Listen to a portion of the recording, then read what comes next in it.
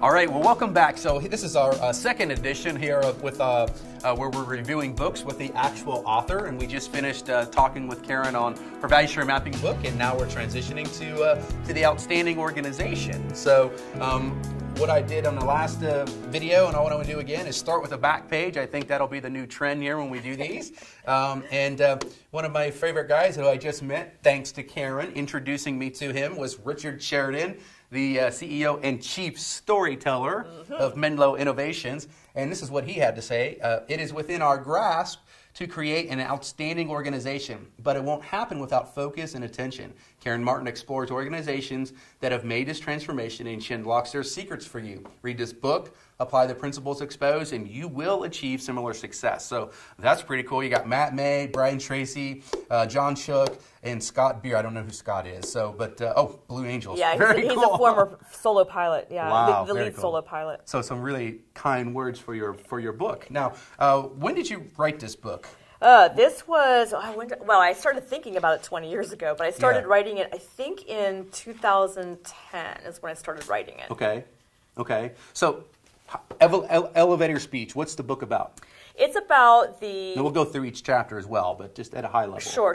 It's about the 4 fundamental behaviors that I have found are missing in many organizations, and by inserting those fundamental behaviors into the DNA of a company, you're going to get a very strong foundation upon which to build whatever it is you're trying to build. And so improvement programs, if you want to call them that, Lean Six Sigma, TQM, they tend to fail, I find, foremost because the organization doesn't have these fundamentals in place. Okay. So it's about paying attention to those as well as building your skyscraper. Okay. So let's go through. Let's talk about each chapter. Chapter 1, cracks in the foundation. What's that about? So that is what I did was I looked at both business and I also went outside of business to look at key performance and outstanding performance in athletics, the arts, the Blue Angels, military, and to look at what are the common, I'm a scientist by training, so what are the common themes and what are the common patterns that those people that perform at very, very high levels all possess.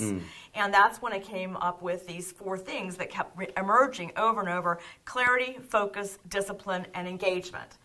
And when you look at most businesses are a little, they don't have high degrees of that in many cases, but the very, very top performing companies do.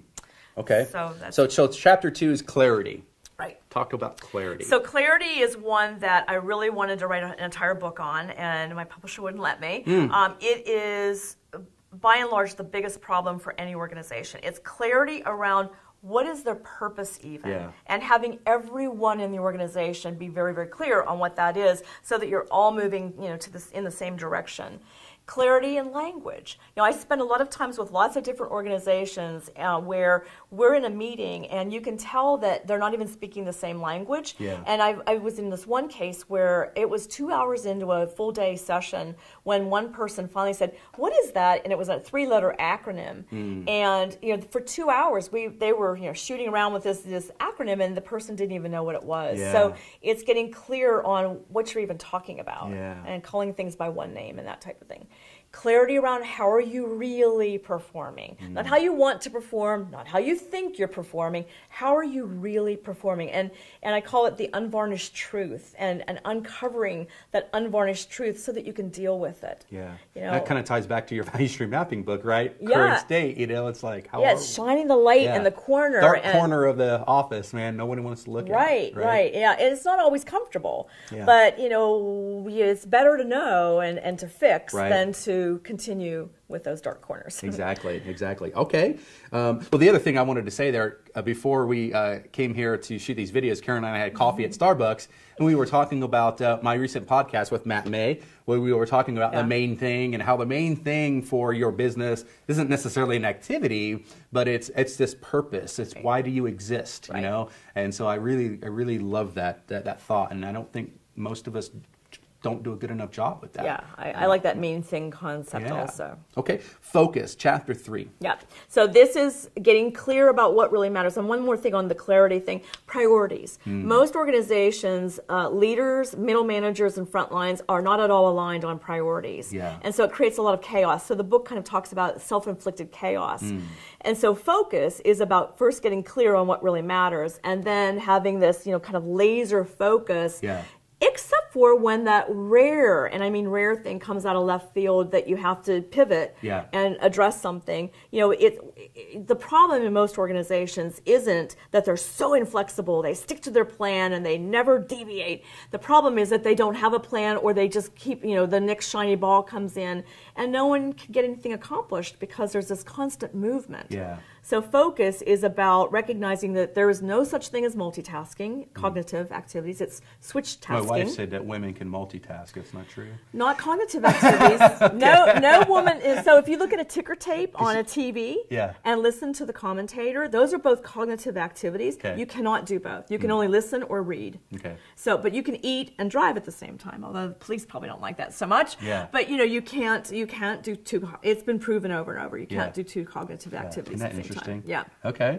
All right. Chapter 4, discipline. Yeah, discipline. So this is one that, people say, ooh, we don't need discipline. And a lot of people feel like, oh, if we're disciplined, then we're going to lose that innovative flexibility and agility. And, people just really react interestingly to the word discipline. It's kind of like standard work. People think handcuffed. No, exactly. Standards are meant to be improved. Exactly. Yeah. And they're meant to be standardized with built-in flexibility that's case specific. So discipline in this case is first of all about problem solving, acumen, and getting every single person using that disciplined approach to solve a problem in the organization. We are not born proficient problem solvers by and large. There's a few rare people, but it can be taught. Yeah. And it's really important for an organization to have that consistent way they go about solving problems so that they're good solutions or good outcomes. Discipline also means that there is standard work in place where it makes sense, to have standard work. And most organizations don't have standard work. And that's why they have a little bit of chaos or a lot of chaos that they're kind of having to navigate every day. Right. So those are two of the biggest areas we talk about in that. Okay. I talk about in that chapter. Chapter 5, engagement. Yeah, so employee engagement is a term that's being bandied around a lot. And Gallup's Q12 survey that they do every year, I think was the first thing to put this notion of engagement on the map and tying business results with engagement, and that's all great. However, I have found that engagement's far more fundamental than what anyone's talking about, and it's about getting the employees the authority and the skill set to some degree, but the authority to control their own micro environment. So in other words, problem solving, where they're the experts in the work and they're the ones who know. Most employees, if you interview them, I do this all the time, and ask them, what would you love to change right now? They can rattle off a list this long, and yet they've been rattling off that same list for 20 years, and no one's listening to any of the things on the list. And so they shut down. Yeah. And they disengage. Yeah. And disengagement's not what we want. Yeah. So it's turning that command and control, which most leaders don't even know they have, turning it on its ear, and it's not creating anarchy. It's not letting the employees just run amok. It's very clear on what matters, focus on that, and providing great structure and boundaries within which those experts can do any kind of improvement that they need to have a better work environment. Yeah. So it gets back to respect for people in the end of the day. Yeah. And the engagement part of it is, having a work environment where people can be wildly successful almost every day they're there. And then they get really engaged because who wouldn't, Yeah, back in my corporate days, I worked at a company, and I remember we had a new kind of senior VP of the division he was new, so he came in, wanted to tell us his vision, and I'll never forget this. And he told a story of how his sister had recently bought a furniture store, and it was her business, and he was kind of jealous of her, it was her business, and I think he was kind of had an entrepreneurial spirit inside of him a little bit, but he basically, his premise was that he wanted all of us to treat our businesses, our parts of our job, like it was our furniture store. Nice. We owned it. You Yeah, know? And I remember thinking, man, that's pretty cool. Yeah. And it really did give me a new outlook on my job, my role in this huge multi-billion-dollar company. Right. But I felt more empowered, and I did feel more engaged. So, making simple statements like, it's your furniture store. Right. It's powerful.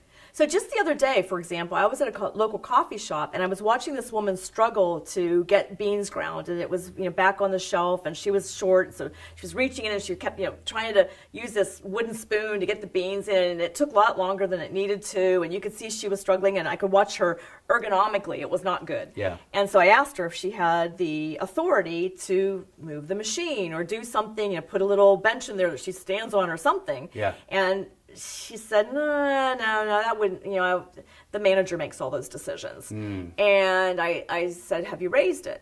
And she said, well, sort of, yeah, And her perception was that she really had no authority or ability to change her lot there.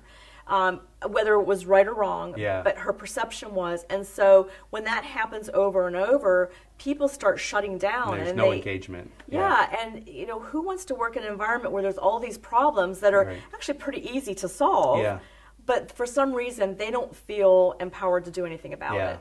Yeah. And boy, I mean, who wouldn't disengage, right? Exactly. All right, and then there's an appendix.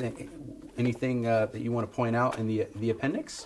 Well, one thing, can I say a little bit about the very last story in the book? It's about the Blue Angels. Oh, yeah. Yeah, because the Blue Angels were, of all the organizations I looked at, the most outstanding of them all, because they possess such high levels of clarity, focus, discipline, and engagement. And there's a story I tell in the book about the way they go about their pre-show and post-show activities. And then earlier in the book, I talk about how we spend most of our time working in the business, not working on the business.